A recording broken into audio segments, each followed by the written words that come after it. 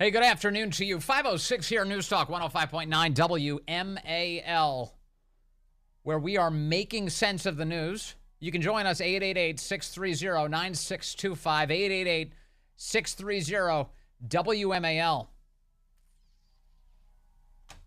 Remember the shooting at the Covenant School in March of 2023, a Christian school attacked by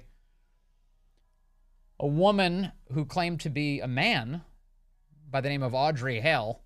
3 children, 3 adults killed in that attack. Since then, authorities both at the state and the federal level have worked very hard to prevent the public from seeing that woman's writings in the form of her manifesto. But some journalists have worked doggedly to get the information to the public, and that includes, foremost, the Tennessee Star. But now their boss is at risk of being imprisoned for not giving up his sources for such an important story. Joining us now is Michael Patrick Leahy. He's the CEO and editor-in-chief and the majority owner of Star News Digital Media. And he joins us on the phone. Hello, Michael. Great to have you with us, sir. Vince, it's great to be with you. And yes, you are correct. I remain in legal jeopardy. The judge in this case, Judge Lashia Miles, has said that after the hearing yesterday, the show cause hearing, which was, she said, for the purpose of determining whether or not I had violated her court orders by, quote, publishing certain documents under her review, that was supposed to be the purpose of the court hearing yesterday. It turned out it wasn't that at all. But she, at the end of yesterday's hearing, she stated to my attorney that she's going to review all the testimony that came in and that she is going to issue an order, apparently in the next several days, as to whether or not she's going to assign a special prosecutor to investigate and prosecute me for criminal contempt of court. Now, she, in that hearing, at the end, my attorney didn't get to speak until the last 7 minutes. And my attorney, a very great attorney in First Amendment, Daniel Horowitz, asked the judge, well, Your Honor, you're making a couple claims here that that my client violated your court order. We've looked at your court orders. We don't see in any way that he violated any of your orders. Which court order did he violate, Your Honor? Yeah. She refused to answer that question. In fact, she interrupted him and told him, we're not going to discuss that today. That's not the purpose of this hearing. The purpose of this hearing is to determine if the fact that your client obtained 80 pages of the Covenant Killer's writings and published stories based on those writings, if that is going to make my decision about whether or not we release about 1,000 pages, all told, of the Covenant Killer's writings, whether that makes that moot. And so all of the parties there said, no, it doesn't make it moot. So it's a commonly understood, at least it has been in the past, principle that when it comes to documents of a leaked nature that get published by the press, that it's not the reporter who can be pursued by the law, but instead somebody who may have violated the law in obtaining those documents and leaking them to the press. In other words, your sources, if they did something illegal, and if the government can figure out who they are, may be subjected to some sort of legal action for that. But that is not the way it works with journalism traditionally. Why are they targeting you? Why is there such an effort to go after you such that you are at risk of being imprisoned here for merely committing an act of journalism? Well, yeah, to be clear, the penalty for contempt of court, criminal contempt of court in the state of Tennessee, is 10 days in jail and a $50 fine. But how this all came about, so we legally obtained 80 pages, the most recent 80 pages of the killer's journal, which she left in her vehicle on the day of the murders. And, of course, she was killed 20 minutes later by Metro Nashville Police Department. Yes. But we obtained not just those documents. We obtained a number of other documents not being reviewed by the judge and not really a purpose of the lawsuit that we filed as a plaintiff to get those the writings under the Tennessee Public Records Act. So we obtained a number of documents about subpoenas and affidavits and an incendiary memo from the FBI. We published that story. And we have all the crime scene photos. We have the legal right, by the way, to publish all this stuff. Of course. We have not published any of the 80 pages of the Covenant Killer last journal. By the way, you'd be allowed to publish the documents if you so chose, but you did not choose to do that. Instead, you've merely characterized and quoted from them. But that's correct. But the other piece here, let me emphasize the FBI memo that you just brought up, and I've been following your great coverage at the Tennessee Star on this subject. You obtained an FBI memo that was dated just days after you filed a lawsuit for the release of this manifesto. Is that right? That is correct. A memo, 3-page memo, from the Behavioral Assessment Unit of the FBI at Quantico, Virginia, it's the Critical Response Group, was sent to Metro Nashville Police Chief John Drake. And the subject line of the memo was protection of legacy tokens. Vince, have you ever heard the term legacy token? Not until I read your coverage. Yes. A legacy token is a term invented by the FBI. And it refers to documents, writings, videos, social media postings left behind by mass murderers that indicates their motive and in which they claim credit for their crime. That's a legacy token. And in this memo from the FBI to Metro Nashville Police Chief John Drake, they said, you should never release these Covenant Killer writings or legacy tokens for 3 reasons. Number 1, it will inspire copycats. Number 2, pontificators in the press and on radio, Vince, will misinterpret them, and the people will misunderstand them. And number 3, it will bring bad coverage and perhaps some oppression to certain groups, interest groups out there. One of the notes suggests that it will lead people to think that these shooters are mentally ill. Which, in fact, they are, right? Yes, they are. So here we have the FBI, the Federal Bureau of Investigation, its job is to investigate crimes and resolve how they occurred in order to prevent them from happening in the future. But instead, what you have here is information management. You have the FBI deciding to pressure local police departments, don't release information to the public for fear that they'll reach their own conclusions about the motives of the shooter, and also for fear that people on radio, for instance, might say things that make the FBI uncomfortable. That's literally why they're trying to prevent this from being released? Yes, and if you looked at that memo, Vince, there was one paragraph there that was stunning. And they didn't specifically say do this, but they said, Metro Nashville Chief of Police John Drake, we want you to remind you that there is precedent for the destruction of legacy tokens, i.e. the Covenant Killer writing and other videos, because that was what happened in 1999 at the Columbine killings when they had these basement tapes that they destroyed. The text here from the memo, reading from it directly, they say there is existing precedent for not releasing legacy token materials to the public, most notably the decision to destroy the basement tapes that is produced by the offenders of the Columbine High School attack. So the FBI is advocating for the destruction of evidence that may further inform the public. I think that's the only way you can read that, Vince.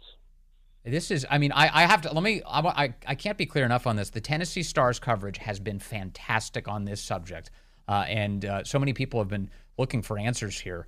If I can move to what you've reported on from the manifesto itself, this woman, Audrey Hale, she wrote extensively about her transgender identity. She wrote quite a bit about the Covenant School. She made many references to Christians. These are all details that have been speculated about, but now thanks to your reporting, we know that they actually were going on inside of her motivations. Yeah, she was very, very troubled. And she wrote in one of her pages she wanted to kill her father, for instance. She wrote that she had an imaginary penis. She wrote that she was a boy without a penis. She wrote of her unrequited love for some of her middle school teammates in a basketball team, and she had an obsession with young black women. So she was a very, very troubled person. And the other piece of information that we discovered, Vince, not from the documents that are currently under review by the judge, but by other documents that we obtained. First, that she was under the care of Vanderbilt Psychiatric Hospital from 2001 to 2023, 22 years. And we have an image from the crime scene, from her home, of a Vanderbilt University Hospital psychiatric hospital folder that says she was there on an intensive outpatient program in 2019. Now, why was she there? Well, because her previous psychologist thought there was an emergency and asked Vanderbilt University to involuntarily commit her. She chose not to. Now, both her first psychologist and medical professionals at Vanderbilt University, according to the notes that we've seen of police that have reviewed the documents obtained from search warrants at the first psychologist and Vanderbilt University Psychiatric, in both instances, she told the mental health professionals she wanted to kill her father and she wanted to commit a mass murder at a school.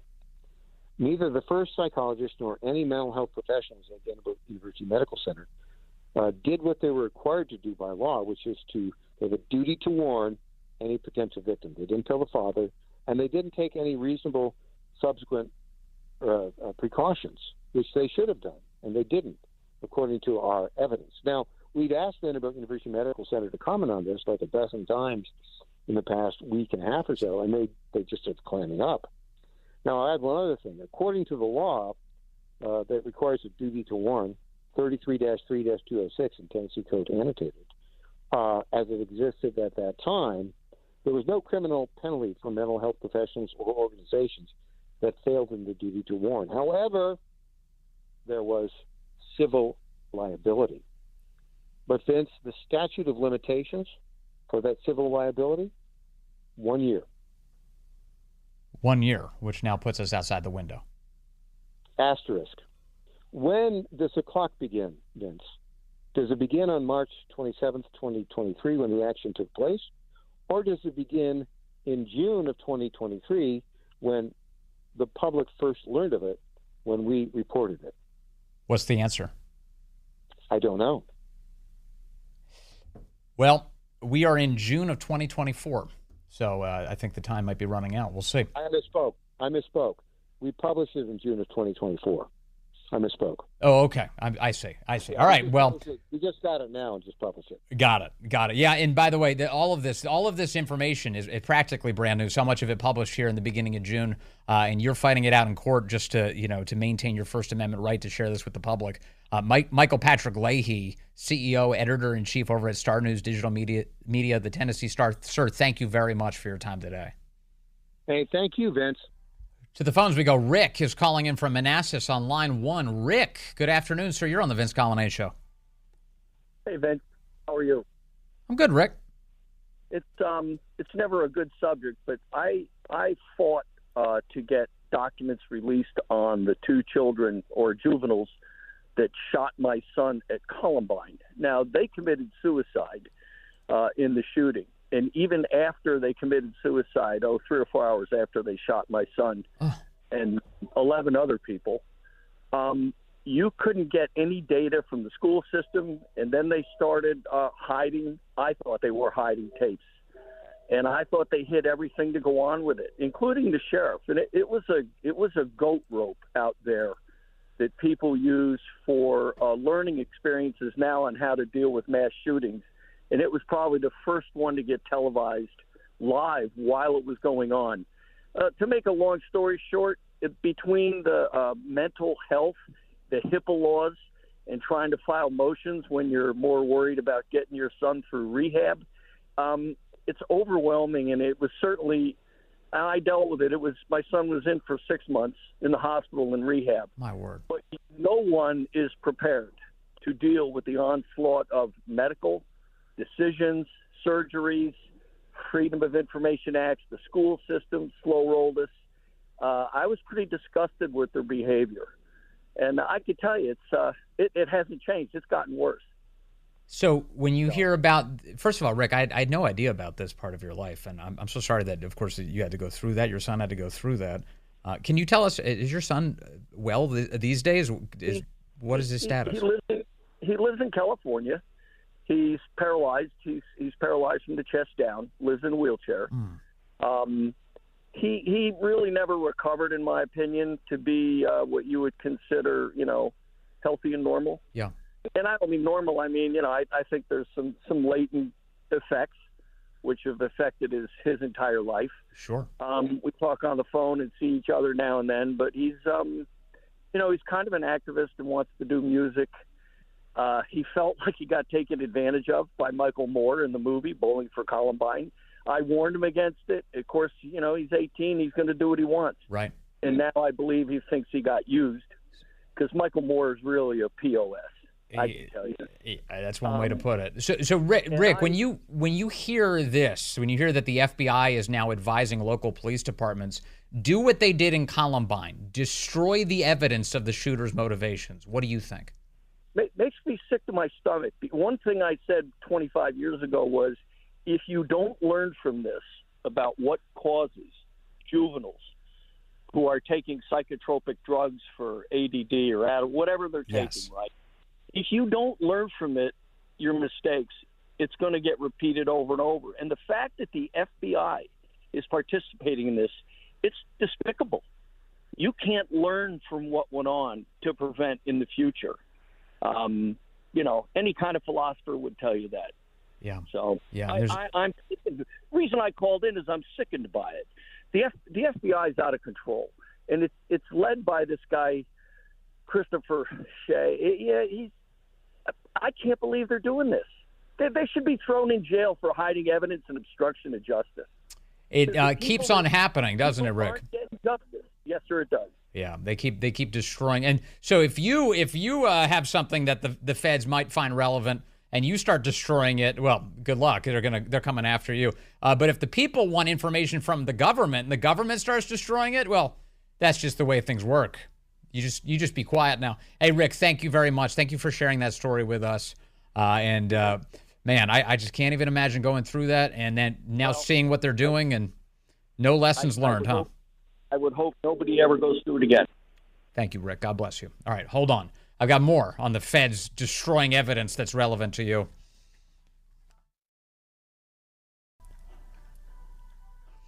Hey, good afternoon to you. It is 5:36 here, News Talk 105.9 WMAL, where we are making sense of the news. You can join us today, 888-630-9625, 888-630-WMAL. We were just talking moments ago about how the FBI is advocating for the Nashville Police Department, Nashville officials, to destroy evidence from the Covenant School shooting last year. They want them to destroy the manifesto, destroy it, to prevent the public from seeing it, for all the reasons that our guest Michael Patrick Leahy laid out, including that you're too stupid to understand it, and you might come to conclusions that we don't approve of. So it's much better to destroy the evidence in this of the motivations of these shooters that attack our communities. Of course, that's all demonic that you would do that. We exist, despite what CNN says, we exist in a constitutional republic, and having an informed public is an essential element of that. Now we get more evidence that the feds are destroying evidence in the form of this story. Headline from the New York Post, the great writer Stephen Nelson today, the journalist there. Secret Service says it destroyed tape of Biden's dog splattering agents' blood at the White House. Yeah, the Biden administration has destroyed evidence of a bloody dog attack at 1600 Pennsylvania Avenue. Doesn't it remind you of something? when they destroyed the cocaine in the cocaine investigation. They're constantly destroying all of the evidence. Sorry, you can't see that. They learned it from Hillary. Bleach bidding everything, acid washing. Dateline Washington, the Secret Service says it destroyed video footage of President Biden's German Shepherd commander attacking one of its agents. Just days after additional evidence of a potential cover-up emerged in a batch of documents showing a request to delete logs of a different attack. The Presidential Protection Agency said it no longer has video. It no longer has video of a June 15th, 2023 attack that forced the White House to suspend tours to mop up an agent's blood. One of the most severe incidents involving commander in response to a Freedom of Information Act request. So they had to suspend tours of the White House because there was too much blood on the ground from commander biting a Secret Service agent. Now, just thought experiment for you. If your dog bit your neighbor's kid and there was blood everywhere, what do you think would happen? What do you think happens next in that saga? Think that dog stays with you for long? You think the authorities maybe get involved? I wouldn't want to be involved in that. I wouldn't want that. That would be a nightmare. At the White House, the corruption runs deep. So they're destroying evidence of this. Quote, due to Secret Service retention standards, the above-mentioned files have been destroyed. Secret Service FOIA officer Kevin Terrell wrote to the Daily Mail, which sought the video after its existence was described in a February document released as a part of a public records litigation brought by the great men and women of Judicial Watch. The tape was described in previously reported records as showing commander, quote, run at a high rate of speed towards the agent and jump towards the agent and take them to the ground. The agent sustained an injury to their left arm, a deep bite that reportedly needed stitches. And East Wing tours were stopped for approximately 20 minutes due to blood from the incident being on the floors in the area of the lobby connecting the East Wing to the White House. Secret Service spokesman Anthony Guglielmi told the outlet, that's the Daily Mail, that, quote, I am assuming the record in question is no longer available because of the expiration of record retention. I'm sorry, what kind of spokesman is this? You're assuming that this... Can you take us to the person who knows why this record was destroyed? I'm assuming it's because that's like what we do. We just destroy... It was June of last year. This wasn't that long ago. June of last year that this incident occurred. He assumes that they destroyed it as a part of their standard operating procedure, as opposed to deliberate deletion to conceal the images from the public. But he said he lacked, quote, direct knowledge. Again, why are you giving on the record statements then? I don't know. It was probably normal. Maybe. Who knows? However, records made public Friday by Judicial Watch show that in at least one instance, Secret Service members were asked to delete logs of an attack within an hour of it happening. Within an hour. Guys, delete the evidence. That instruction came on September 25th, 2023, after an EMT was requested to treat a bitten agency member who was injured so badly that communications show they may have required hospitalization. That instruction, I'm sorry, I'm repeating myself because, repeat the line. I'm repeating myself here because the New York Post accidentally repeated the same text over and over. An email titled Log Dog Bite, September 25th, 2023, describes the reporting of that attack at 8:06 p.m., followed by a request for the Joint Operations Center's logs to be deleted at 8:58 p.m. Man, oh man. The Joint Operations Center, or JOC, is a facility where Secret Service members coordinate and monitor field operations. Captain Redacted request JOC log to be deleted. An agency member whose name was redacted from the record wrote to colleagues. It's unclear what documents and images may have been contained in the JOC log of that particular incident. Judicial Watch President Tom Fitton saying, quote, we're concerned because the videos seem to be responsive to our FOIA lawsuits. Yet this doesn't work anywhere else. You know, if you're in the midst of litigation and you're deleting records, or if you're in the midst of a criminal investigation and you're deleting records, you're in for some trouble, aren't you? The feds, they get a request from Judicial Watch. Hey, we'd like to see the video We'd like to see what you have on hand related to the blood splatter all over the floor of the White House as a result of Joe Biden being incapable of raising dogs and caring for them. Oh, sorry, those records were destroyed. Probably standard operating procedure. We don't really know. We're not going to spend any more time on this because no one's going to hold us accountable. So that's the latest. And Tom Fitton says it's no surprise that they destroyed these tapes. The Secret Service not immediately responding to the New York Post's request for comment on all of this. It just continues. How do you feel to be a Secret Service agent these days? I'm glad Dan Bongino's got a show on this station. I'm glad Dan can speak out a little bit from both the guys he's talking to and having had the experience. But the Secret Service, how much abuse do you need to take, really, before you start sharing some of these stories with the rest of us? Hey, what the hell's going on? You know? Let's get a few leaks out of the Secret Service. It doesn't all have to be secret. You can share some things. So the Secret Service agents are being bloodied and attacked and hospitalized and torn up, and White House tours need to be delayed because you have to clean up the blood splatter. And then you have Secret Service agents who are literally being mugged while on duty for Biden. Daily Caller, Secret Service agent robbed at gunpoint during Biden's trip to California. Yeah, the one he just took, the glitzy, star-studded George Clooney, Julia Roberts, Jimmy Kimmel, Jack Black, Joe Biden's brain not working trip that they just took. A U.S. Secret Service agent was robbed at gunpoint over the weekend during President Joe Biden's trip to California, authorities confirmed. In a press release posted Monday from the Tustin Police Department, officials confirmed that a U.S. Secret Service member had his bag stolen at gunpoint on June 15th. That's 3 days ago. While the service member's identity has not been revealed, authorities stated that around 9:36 p.m., it's a reasonable hour to be out. That's not the witching hour. Officers responded to a report of an alleged robbery near a residential community in Orange County. After their arrival on the scene, officers discovered the victim was part of Biden's Secret Service detail, and there'd been a shootout with the suspect. The suspects were not located, and it's unknown at this time whether the suspects were injured as a result of the incident. Officers have located some of the victim's belongings in the area, and the incident is still being investigated. There's no known threat to the public, the press release stated. There was a shootout, so I guess the Secret Service agent opened fire? Stands to reason.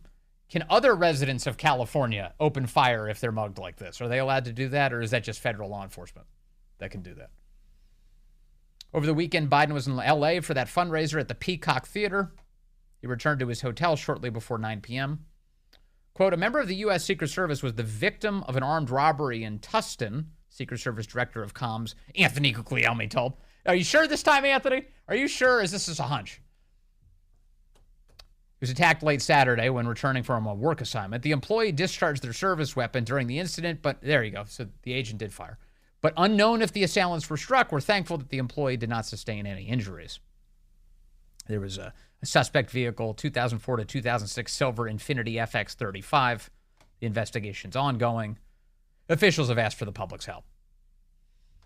So the Secret Service, it's a heck of a time to join the Secret Service, to end up on Biden's detail.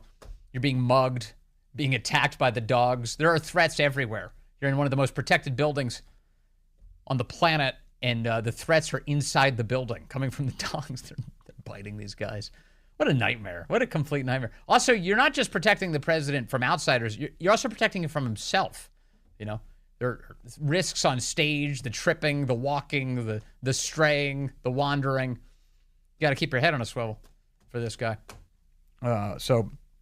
Secret Service agents under constant attack during the Biden era, not doing too well. Not doing too well at all.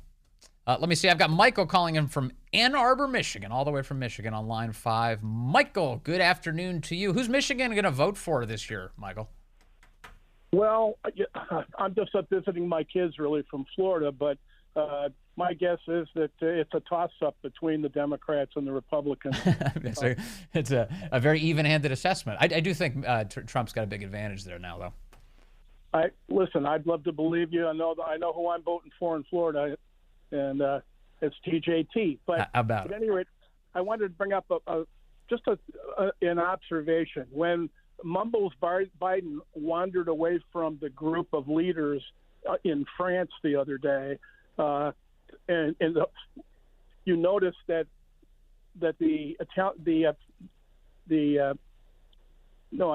was it in Italy? It was the Italian Prime Minister Giorgia Meloni who went over and retrieved him. Yeah, she walked over, but if you notice, Macron kind of gave her a look, and all of a sudden the whole group of leaders all did, march left, sidestep. They all kind of moved over to where Biden was. It was almost like it was known by those leaders that there may come a time when he may wander off and do something inappropriate. Mm-hmm. It's almost like they all knew, because if you notice, they actually covered not only behind him but around him on each side for the follow-up. After she turned him around and brought him back to the fold, you notice that the other leaders, they all kind of moved around the back of him and on his left side, and it was pretty obvious to me that those people.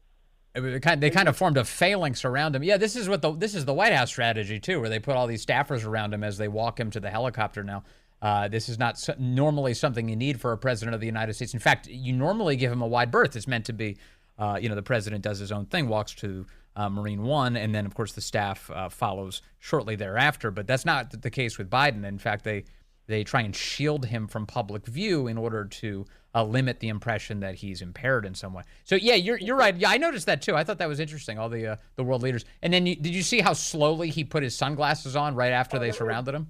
It's almost like he's on some sort of a soporific drug. I mean, he's like walking through cake, and he looks like somebody on bad Quaaludes. Yes, he was on some sort of trip, and it didn't look like it was going well. That's true. One other thing, just a quick mention. Why isn't there? Is it some unwritten law that in the White House briefing room nobody can stand up and say, "Hey, listen, you're lying to us. We can look at and see what's happening, and what you're saying isn't true." There are none of these videos have been hacked or edited. They're all things from the White House feed or from a common pool feed. Yes. Nobody's there from the Republican National Committee, taking videos from behind a bush. I mean, it's bizarre that nobody can. Maybe they can't stand up for fear they'll get ejected and excommunicated from the room. It is a maddening feature of the briefings. You'll remember, though, for instance, like people like Simon Atiba who have attempted to interject in that way. What ends up happening is they get either banished or scolded, and then the rest of the press joins in on the dog pile. They join in with the White House's efforts to silence the person who is trying to point out that the emperor has no clothes. And you're not allowed to say that. Michael, thank you. Glad to see that you're back. Thank you very much. Glad to be back. So Joe Biden apparently is heading off to Camp David this week to begin his debate prep. He's got to do a bunch of debate prep to get ready for Donald Trump. Who do you think is going to play Trump in Biden world? Who could possibly do that? They should hire Sean Farish. Put him through the ringer. Here is a reporter asking today about Joe Biden and all of this debate prep he needs to do. And just on the stretch of days that the president will be spending at Camp David, how much of that time will be devoted to debate prep, and just what have you observed the president do in recent days in terms of preparing for the debate? Like, have you seen him, going back to watch previous debates between the president and the former president or anything like that? So as it relates to debate prep, that is squarely in the camp of the campaign. You're the president's spokeswoman. Tell us what the president is doing. So I have to keep that there, and I'm not going to speak in details about that. And so what I will say is that while the president is at Camp David and Rehoboth, This is the White House press secretary. Certainly will be able to be to stay up to date on what's going on, to get updates from his senior advisors, from his team. As we say many times, the president could be president anywhere. We have the infrastructure to do just that. I don't have anything specific on how his time is being divided, but I can tell you this: the president's going to continue to stay squarely focused on his duty as president of the United States. Is she? I think she is the single most useless White House press secretary in American history. I'm going to do some more research, but I'm pretty sure I'm right about that. The great one, Mark Levin, up next.